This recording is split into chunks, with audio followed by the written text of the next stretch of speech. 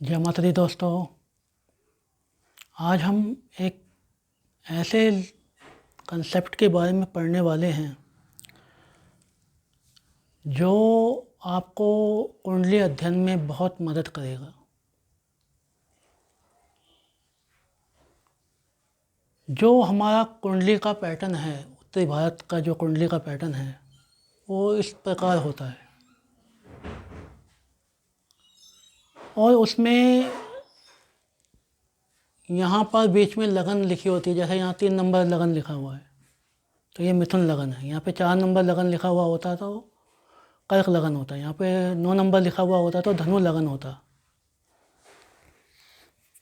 तो कोई भी अपन जो जीवन चार्ट बनाते हैं, कुंडली का जन्म पत्री बनाते हैं, उसको अध्ययन करने के लिए कुछ कंसेप्ट आपको क्लियर होने चाहिए।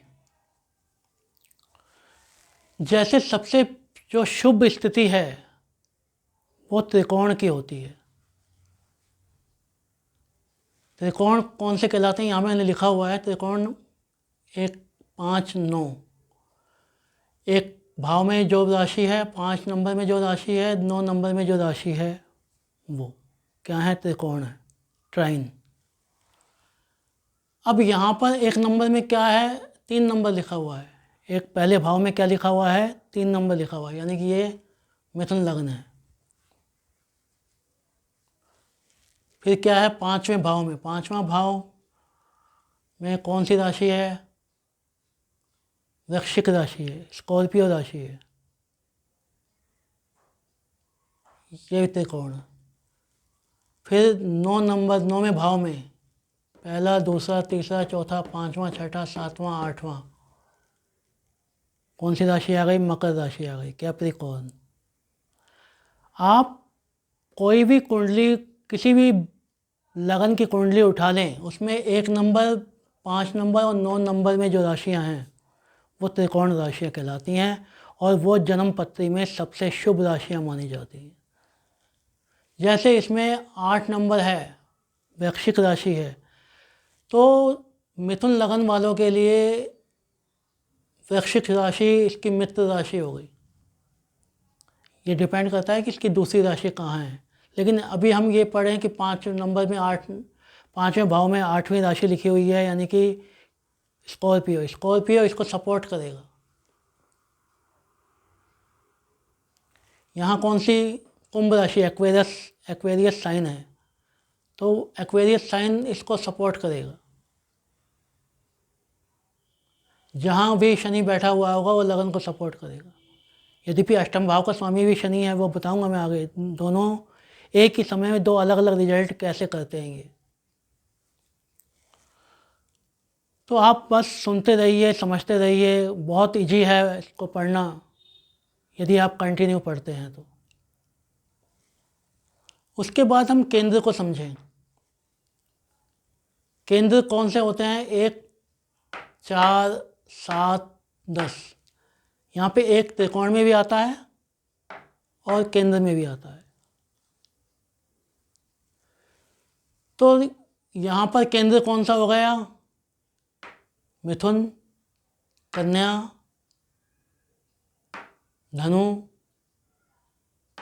मीन। दोनों राशियाँ बुध की और दोनों राशियाँ बृहस्पति की कहाँ आ जाएंगी, केंद्र में आ जाएंगी।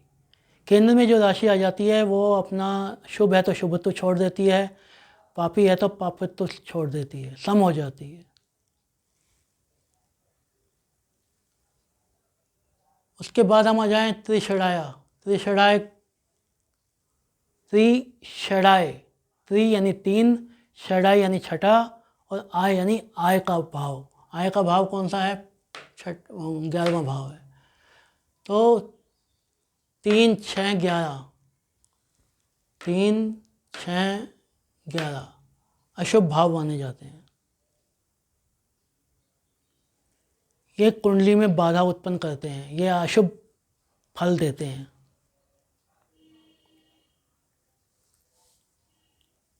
इसके बाद हम आ जाएं त्रिक भाव, 6, 8, 12, 6, 8, 12। 6 नंबर में तुला राशि, 8 नंबर में मकर राशि और 12 नंबर में वृषभ राशि। ये सबसे ज़्यादा अशुभ होते हैं। कुंडलियों में 90% समस्याएं ये 3 घर ही करते हैं, 6, 8, 12 या इनके लॉर्ड करते हैं या इनमें जो ग्रह बैठे हैं वो करते हैं। 10% कहीं और हो सकती है, बाकी 90% जो दिक्कतें आती हैं वो यहीं से आती हैं। इसके बाद हम आ जाएं उपाच्य 3, 6, 10, 11।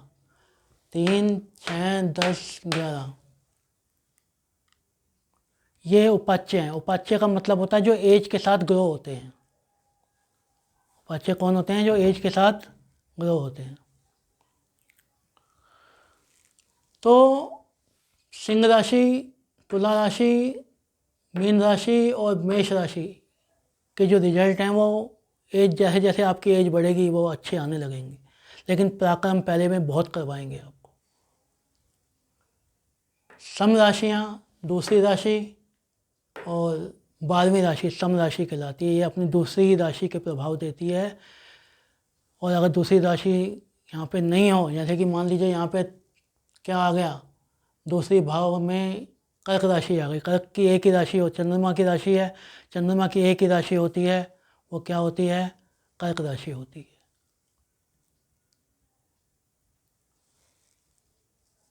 तो ये अपने प्रभाव देगी और चंद्रमा जहाँ बैठा है उसके प्रभाव देगी।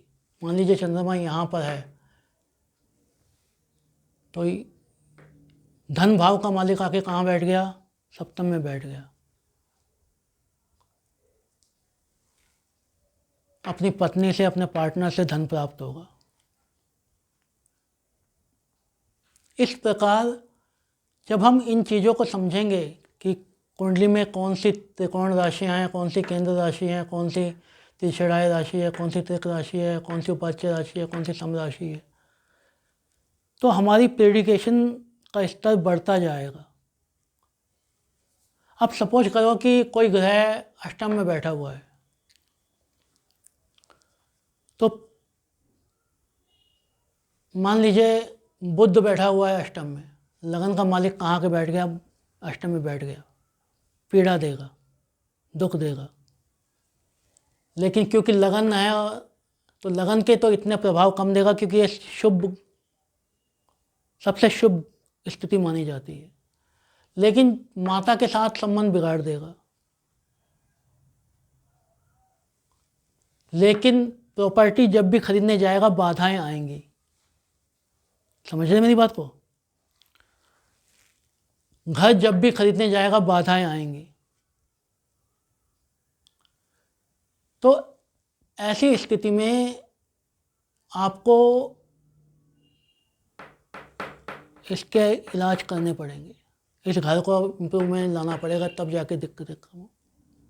मान लीजिए 12वें भाव का स्वामी कहाँ के बैठ गया? अष्टम में बैठ गया। 12वां भाव क्या है? कर्म का भाव है। कहाँ के बैठ गया? अष्टम में बैठ गया। तो आपको अष्टम से संबंधित व्यवसाय में, अष्टम से संबंधित कार्य करने में सफलताएं प्राप्त होंगी। और यदि आपने अष्टम के कार्य नहीं किए तो आपको दिक्कतों का सामना भी करना पड़ेगा।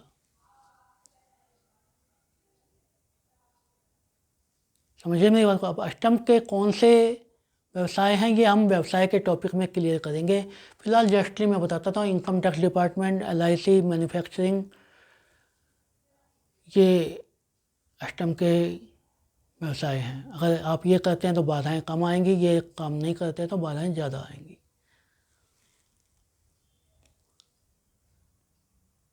यदि त्रिकोण राशि के स्वामी कहीं बैठते हैं तो वो शुभता देते हैं। त्रिकोण बुध, मंगल, शनि। मान लीजिए शनि यहाँ का मालिक होकर यहाँ आके बैठ गया, तो धर्म कर्म में आपका प्रोफेशन जो होगा, जो भी आप कर्म करेंगे उसमें नैतिकता ऐड ऑन होगी।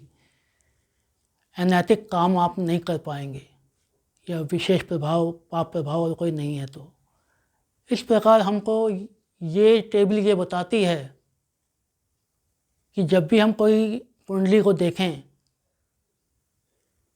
तो सबसे पहले ये डिसाइड कर लें कि कौन सी त्रिकोण राशियाँ हैं, कौन सी केंद्र राशियाँ हैं, त्रिषणाई राशियाँ कौन सी हैं, त्रिक भाव कौन से हैं, उपाच्य कौन सा है, सम कौन से।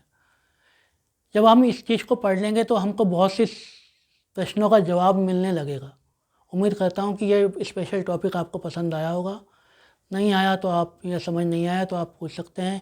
यदि अब तक मेरे चैनल को आपने सब्सक्राइब नहीं किया है तो सब्सक्राइब कर दें, बेल बटन दबाएं, शेयर लाइक कमेंट करें, जिससे कि चैनल को विस्तार हो, ज़्यादा से ज़्यादा लोगों को फ़ायदा हो। जय माता दी।